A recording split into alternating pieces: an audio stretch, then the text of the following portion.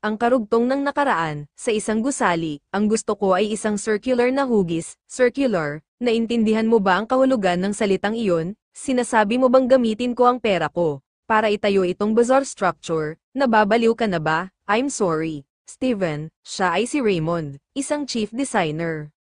Damn it, ito ay isang bagay na magpapamangha sa sinuman.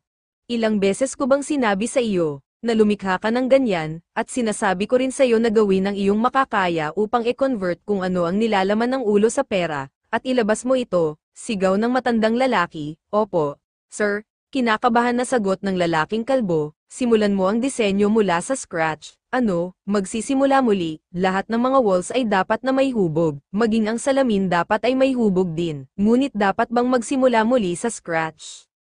Dapat, ay wala na kahit isang bagay ang bumabagabag sa akin, siguraduhin ang circumference ay eksakto ng 1 mile, at hindi ako papayag kahit isang gap o brush stroke. Kung gusto mong lapastanganin ang pagiging perpekto, mas mabuting umalis ka na agad, hindi ko patatawarin kahit katiting na pagkakamali, gagawin ko ang aking makakaya, lahat ng mga kasangkapan sa gusaling ito, ay dapat ay mula ito sa mga puno ng maple na pinutol noong Enero.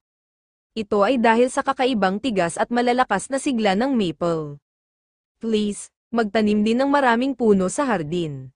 Oo, mga puno, ulit ng lalaking kalbo. Gusto ko ng mga puno na lumaki sa Northern California, dalhin mo sila. At gusto ko ang hardin ay laging natatakpan ng mga tuyong dahon.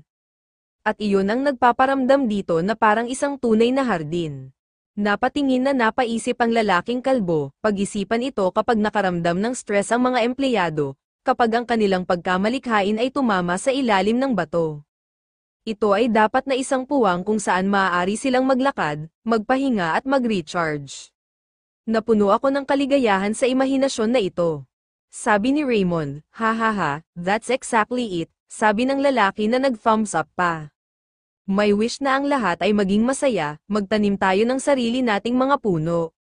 Hindi ba't ito ay isang kaakit-akit na idea sa kanyang sarili? Oo, ako na ang bahala, ang bubong ay gagawin nating mga solar panel. Oh, Raymond, syempre dapat lang, syempre naman kaysa umasa tayo, sa maruming langis o nuclear power plants. Tanggapin natin ang buong-buo ang biyayang ibinigay ng araw.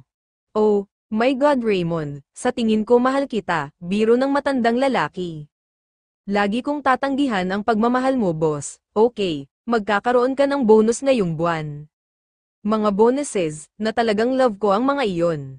Sige, pwede ka nang umalis, agad naman tumungo ang baklang si Raymond, para magpaalam. Oras na upang makilala ang mga investor na sumakay sa mga matatakaw na bull ng Wall Street. Hindi nito namalayan na dumating ang ating bida at si Mr. Robert. Mga bastos ng mga nangagaw ng pera, bulong nito. Ang mga bisita ay naghihintay na, oo, sabihin mo na pumasok na sila. Kapag sila ay nagsalita ng walang kwentang bagay, papaalisin ko agad sila. Bulong nito, nice to meet you Steve, habang naglakad ang mga ito na papasok, sa loob. Ako si Robert Ryan, ang bull na sumakay sa Wall Street. Ah, welcome I'm Steve Matthew, nako, hindi, narinig niya siguro, yung sinabi ko kanina. Haha, minsan medyo nahihirapan ako sa trabaho ko, by the way sino ba yan katabi mo? Iyan ba ang secretary mo? Hahaha, hindi, ang lalaking ito ay, si Daniel Zhang, he's a Korean investor. Daniel Zhang, isang Korean investors, ulit ng matandang lalaki, na tila nagtataka ito. What's wrong may problema ba? Gusto mo bang magtayo ng pyramid katulad ng tomb space ng kumpanya? Narinig namin na pinagalitan mo ang nasasakupan mo. Sinusubukan mo bang makipag-away sa akin, ang tomb building? Kaya niya ba talaga? Alam ba niya na may sakit ako, boss? Mahinang tawag ni Mr. Robert, at ngumisi ang ating bida. Bahagyang napa-atres ang lalaki na pinagpawisan ito. Oh, bamantong hininga ito. Maya-maya pa ay humalakhak din ito.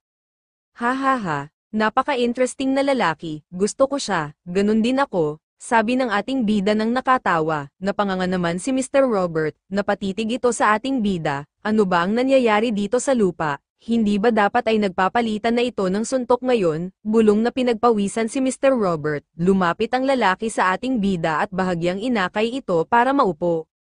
Maupo ka, I have some precious purty. Ito ay 20 taong gulang na at kamangha-mangha pa rin ang lasa. Maya-maya pa ay dinala ng waitress ang tsaa, matapos ay inilapag ito sa lamesa. Nga pala, paano mo nalaman na may sakit ako? Kahit sino ay maaaring hulaan ang sitwasyon, mas alam mo kahit sino, na ang cancer ay hindi kayang talunin, di ba? Dahil nasira na ang pancreas mo, ang susunod na hakbang ay malamang na ang pagpapalit ng iyong atay, na naubos dahil sa mga drugs at labis na trabaho, at kung hindi man iyon gumana. Kailangan mong sagutin ang tawag ng Diyos, liver transplant. Ang pancreatic cancer ay kumalat na ng ganoon kalaki. Paano nakuha ng boss ko ang ganitong klaseng impormasyon? Sabi ni Mr. Robert, hindi ko alam kung paano mo nalaman ito. Ngunit please mangyaring itago ito sa ngayon, kapag nalaman ng mga miyembro ng board, huhugutan nila ang alfombra sa ilalim ko.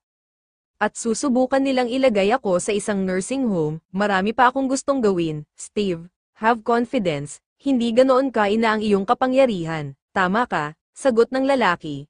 Haha, of course. Alam ko ang lahat, kaya naman kahit kinakain mo ang buhay mo, ay tikom ang bibig ng lahat, at para sa kanilang pagkakaibigan at pagpapalagayan loob ay mga halaga na mababa sa pera. Oh, Daniel, gusto ko ng expression na yan. Maaari mo bang ulitin ang kamanghamanghang expression na iyon? Sa harap ng amin mga miyembro ng board, papasa ako, what a cold friend. Gayunpaman, hindi ba mas mabuti kaysa walang pera? Tutulong ako na matiyak na makukumpleto ang pyramid. Ikaw, hindi mo naman sinasabi na mamamatay na ako ng mabilis, di ba? I'll guarantee your afterlife. Ano, bakit parang may alam ka nang hindi ko alam? Of course, dumating ako na alam ko na, biglang nagsalita ang boses, nakaharap ko ang isang kandidato ng Diyos, my goodness, a living person, isang kandidato ng Diyos, bulong ng ating bida.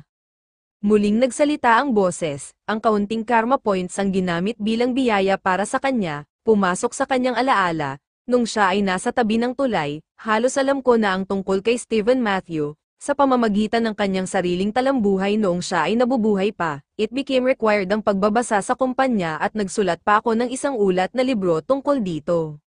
Siya ay na-diagnose na may pancreatic cancer noong 2004, ngunit patuloy na nagtatrabaho sa loob ng 7 taon, habang nilalabanan ang kanyang sakit. Tumanggap siya ng liver transplant noong 2009 ngunit ang resulta ay hindi kasing ganda ng inaasahan. Paano kung si Huatwo ng medical skills, magagamot pa kaya siya? Bulong ng ating bida, muling lumabas ang boses, siya ay isang tao na nakuha sa pagpapala ng Diyos nang wala sa panahon, napatingala ang ating bida, dahil sa sinabi ng boses, hindi ito magagamot, ngunit, muling nagsalita ang boses, posible itong ipagpalit sa iyong buhay, muling nagsalita ang boses. Gusto mo bang makipagpalitan? Nababaliw ka na ba? Bulong ng ating bida. Muling nagsalita uli ang boses. Ito ay isang tao na mahinang nakakaalam ng sikreto ng karma points. Isang mahusay na palitan na imbensyon para sa kanyang kamatayan. Isang bagay na gumuhit ng napakalaking linya sa kasaysayan ng sangkatauhan. Bulong ng ating bida, muling nagsalita ang boses. Ginising siya ng mga Diyos sa pamamagitan ng makahulang mga panaginip. Muli nagsalita ang boses. Ilang Diyos ang nag-invest sa kanya bilang point cultivator, at ito ang pagdating ng iPhone, Steve, yes, ang Tom, at sinisigurado kung itatayo ang iyong tunay na kahangahangang huling pahingahan, sabi ng ating bida, at mula sa kanyang likuran ay lumabas ang logo ng isang Apple nang sa kalaunan ay naging iPhone.